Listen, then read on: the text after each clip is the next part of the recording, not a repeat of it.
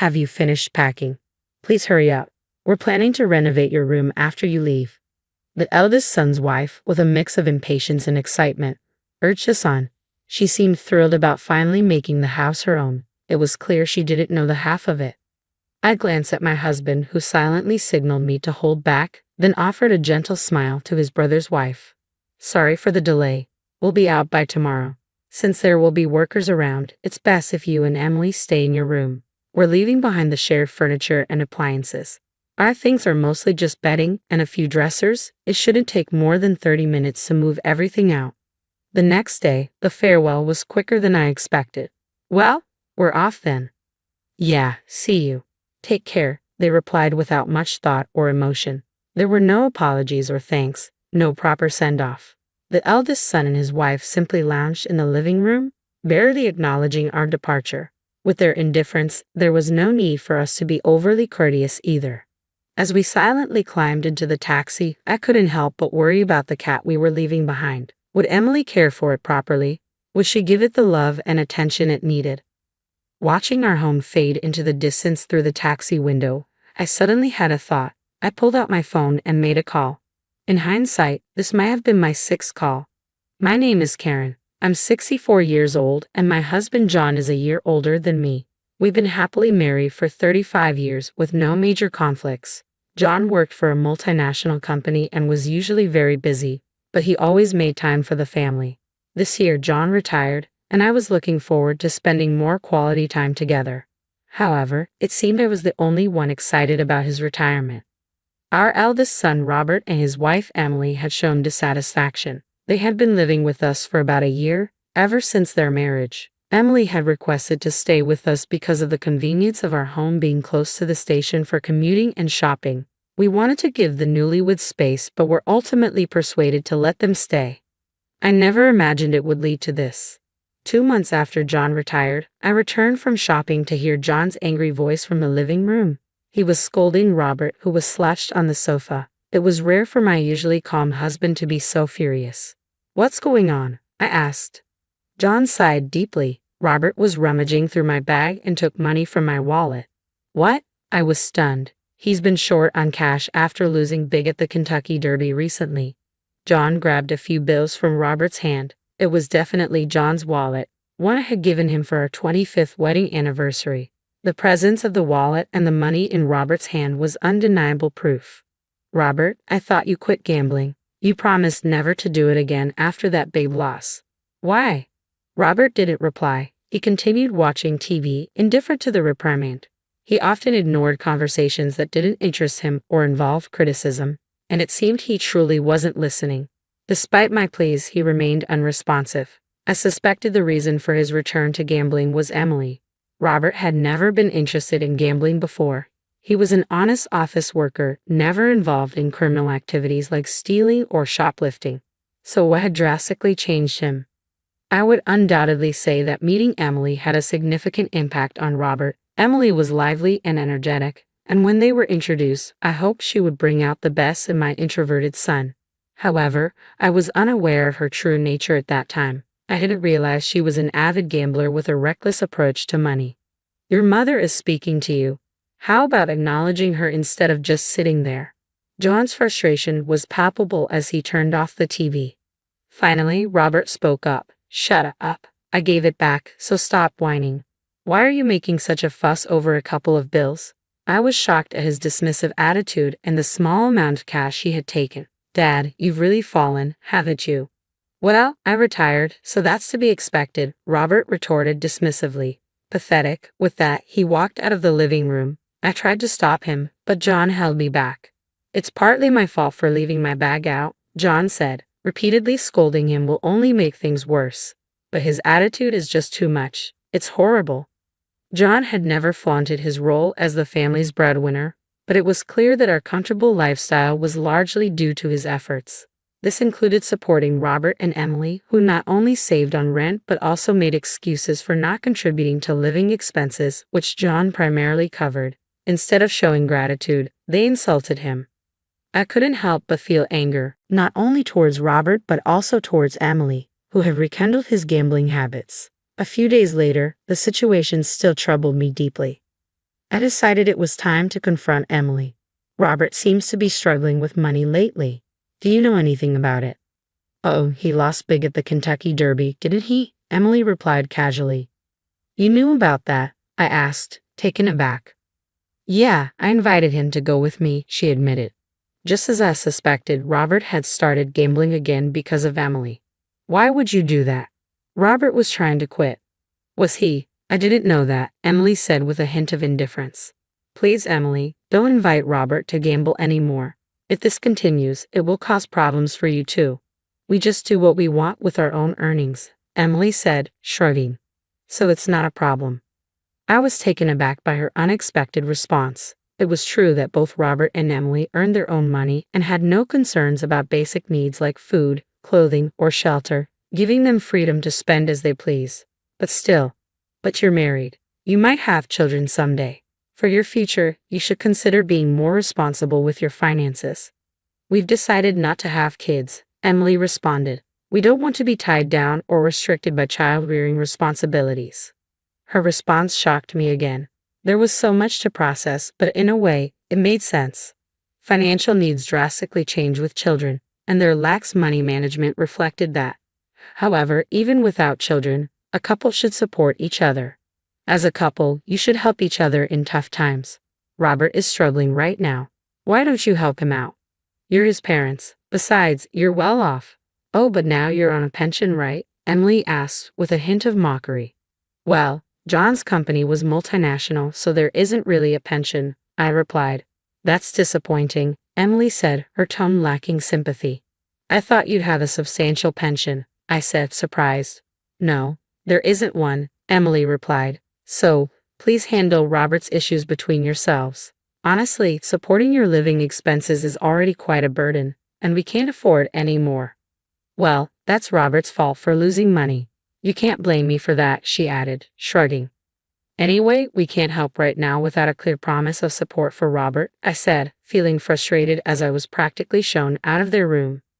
A week passed, and Robert's financial troubles remained unresolved. If he was desperate enough to steal from his parents' wallets, wasn't that a sign of real desperation?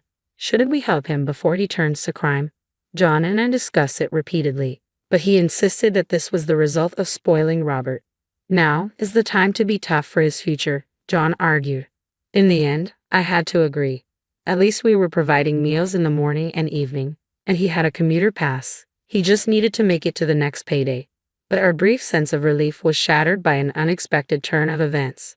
It was a weekend night, and after finishing dinner, we were relaxing in the living room when the doorbell rang. Ding dong. It was unusual to have visitors at this hour, so I answered the door with curiosity. To my surprise, Emily stood there, holding a cardboard box in both hands. She struggled to open the door herself. What's this about? What's in the box? I asked, taking the box from her. The rustling sound from inside made me gasp. As I opened the box, I saw a pair of eyes staring back at me. It's a cat, Emily said, looking pleased with herself. Isn't it cute? I found it abandoned on my way home. Despite her enthusiasm, the gravity of the situation hit me. I called out to the living room, John, go to the bedroom, and close the door immediately. I closed the box and handed it back to Emily. Emily, I'm sorry, but we can't keep a cat here. What? Why not? She asked, puzzled. I explained. John has a severe cat allergy.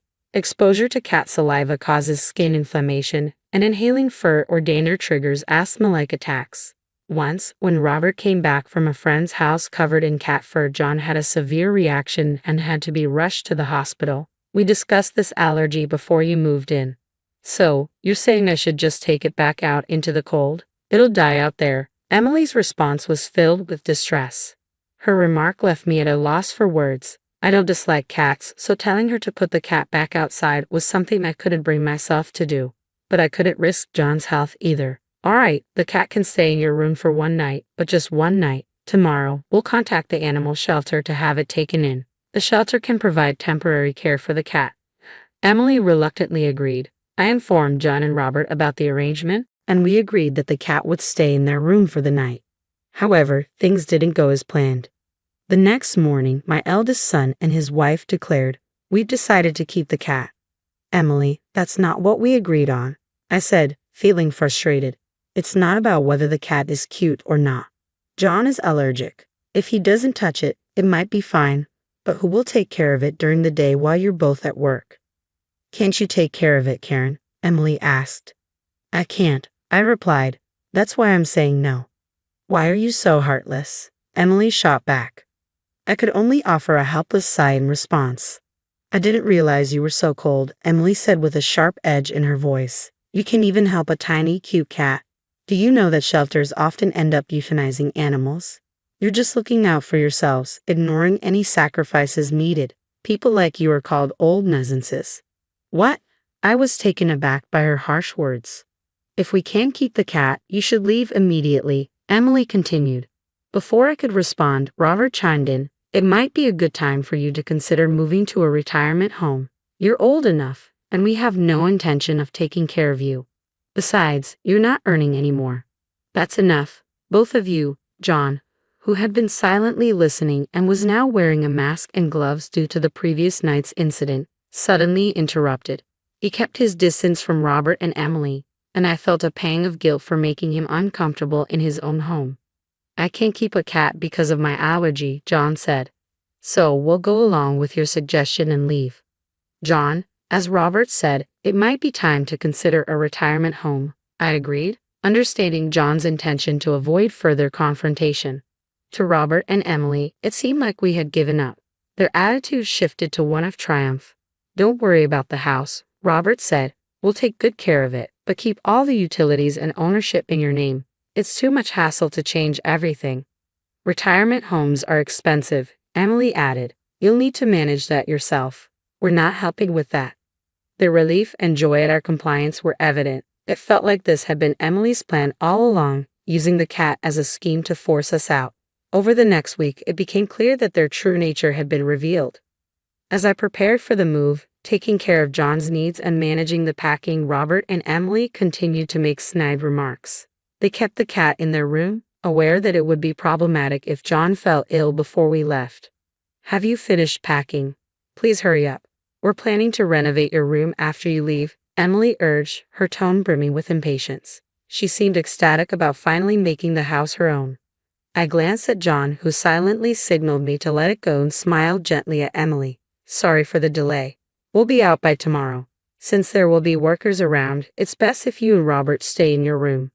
Given that we were leaving behind the shared furniture and appliances, our belongings were mostly just bedding and a few dressers. It probably would have taken more than 30 minutes to move everything out. The next day, the final farewell was more straightforward than I had anticipated. Well, we're off then, I said. See you. Take care. There were no words of apology or gratitude. Without even a proper send-off, Robert and Emily simply glanced at us while lounging in the living room. Given their attitude, there was no need for us to be overly courteous. As we silently got into the taxi, I couldn't help but think about the cat they were leaving behind. Would Emily be able to take care of it properly? Would she provide the love and care it needed? As I watched our home fade into the distance through the taxi window, these thoughts weighed heavily on me. I had a sudden thought and pulled out my phone to call someone. In hindsight, it might have been my 6th call since we moved. Adjusting to life after the move had been a bit unsettling, but it was mostly comfortable. With 2 fewer housemates, everything from cooking to laundry took half the effort, and I no longer had to worry about being considerate. I finally felt like I had regained the freedom I lost before Robert and Emily got married. One night, about a week after settling in, Emily called me, and with John's approval, I answered. Emily's panicked voice blared through the receiver. Karen, what's going on? The power and gas in the house seemed to be off, she exclaimed. It sounded like she had just returned home, and her distress was so great that she inadvertently switched to a video call. All I could see was the beam of a flashlight moving around in a dark room, and I couldn't make out Emily's expression. Well, I canceled the services, so it's no wonder they're off, I replied. What? What do you mean you canceled? Is this some kind of prank? Are you getting back at us for kicking you out? Emily's voice was laced with confusion and anger. Emily, calm down. Is Robert there with you? John asked gently. Emily's tone softened a bit as she replied. He just got home. Robert, seeing the dark house, was also in a mild panic. But after they calmed down, John explained the situation. The house has been sold. The buyer has been found, and the handover date is approaching, so we canceled all the utilities. We were told about this. Emily interjected, her indignation clear. How could you make such arrangements without informing us? I felt exasperated. I informed Robert about everything, the sale, the handover date, and the progress along the way. Clearly, Robert hadn't communicated any of this to you, or perhaps he didn't even remember hearing it. Given all the meetings with real estate agents and potential buyers over the past few months, the house had been quite busy. Robert and Emily were rarely home during the day, so they must have missed all the notifications. They had plenty of chances to notice, but they missed them all. I assumed you would move out right after us. Haven't you started packing? I asked. I asked innocently, and immediately Robert and Emily began arguing. It's your fault. I didn't know. I was deceived. Watching them bicker in the dark, illuminated only by a flashlight, was oddly amusing. But once their arguments subsided, they directed their anger back at us. Even so, moving forward without your housemate's consent is too much, Emily said, her frustration evident. I don't remember agreeing to this. Oh, but I did get a response from you, I replied. I asked if it was okay to sell the house, and you said, yeah, sure. Robert's response had been half-hearted, delivered while he was engrossed in watching TV, but it was still an answer. It's his fault for not paying attention, I added. Robert, momentarily speechless, then shouted defiantly, fine. What should we do now? What do you mean, what should we do? Where are we supposed to live now? You must have arranged something for us, right? Robert demanded. John replied in a puzzled tone. Why would we arrange a place for you? We've already sold the house. You were planning to move out anyway, so we're not to blame. And since you decided to sell the house, you should consider the impact on us. Well, rental properties usually pay relocation fees, Robert argued. So give us some money. You made a lot from the sale, didn't you? A rental house, I retorted. In that case, before paying any relocation fees, you should cover the rent for the time you stayed in the house and the living expenses we've covered for you. Adding it all up, it comes to about $10,000. Can you pay that now? Robert and Emily fell silent. Given Robert's financial troubles, they likely couldn't afford it. Realizing they were at a disadvantage, Robert tried to appease us. Right, we should pay you first, but we're a bit short right now. How about we live together again? Yes, please tell us where you moved. We'll join you there. They hadn't cared about our new place when we left. I dismissed their plea. That's impossible. We can't live with a cat. Wasn't that the reason you kicked us out? We'll get rid of the cat. Just let us stay, Emily pleaded. Their selfishness was evident. It was clear to me that the cat was merely a tool to drive us out. Their words about ignoring sacrifices for comfort were turned back on them. Do you know what? You're right. You called us old nuisances, but it's you who are willing to sacrifice anything for your convenience. Emily was left speechless, tears streaming down her face. John and I no longer felt any obligation to be swayed by her tears. We've moved into a senior living community, as you suggested. It's very comfortable, and we're happy here. We can't have you join us. Don't worry about us. We'll be fine, I said, ending the call. All we heard were their sobs. They never apologized, and soon, Robert and Emily left the house. Without savings, they both declared bankruptcy and now live in public housing. We learned this from Sarah, our friendly neighbor, when we returned to clean the house. According to Sarah, Robert and Emily struggled to pack their belongings in a house without electricity and left the cat behind. Thankfully, Sarah agreed to keep an eye on the cat and ended up adopting it herself. Surprisingly, Robert and Emily didn't divorce. Perhaps they're well matched. They might be hoping for John's inheritance, but since we've chosen a high-cost senior community, there won't be much left. John and I have finally achieved a truly peaceful life together. The community offers many amenities, including a gym, karaoke, and hot springs. We enjoy 3 freshly prepared meals a day and have the freedom to go out or travel as we please. Best of all, we've made many new friends here. We plan to savor this new phase of our lives, cherishing our time and new friendship.